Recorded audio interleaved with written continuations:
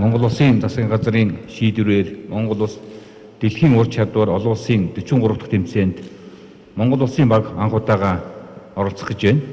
Урд өмнө нь урлаг спортынхан төв дэлхийн уралдаан тэмцээнд оролцдог байсан бол одоо Монгол Улсын хөгжил цэцгэлэлд бүтээн байгуулалтын баялагын эзэд болсон гагнуурчин, токерчин, үсчин, гой сайханч, мужаан, цахилгаанчин, тогооч, өрлөгчин, хавтанцар наагч та бүхэн Монгол Улсынхаа туг далбаан дор нэг баг болж нэг зорилгын төлөө Монгол Улсынхаа нэрийг дуусгаар болсонд таатай байна.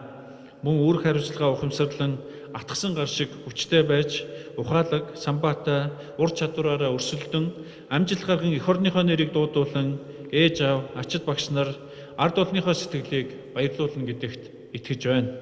Монгол Улсынхаа нэрийн өмнөөс өрсөлдөх нийт багийн хамт олондоо тэмцээндээ хамгийн өндөр амжилт гаргахыг хүсье өрөөё. Та бүхэнд амжилт хүсье.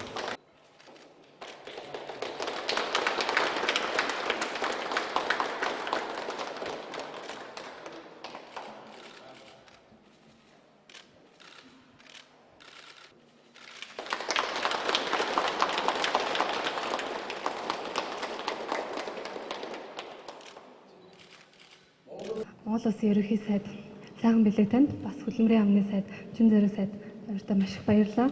Чухсаж байгаа бас маш их итгэж байгаа. Баярлалаа.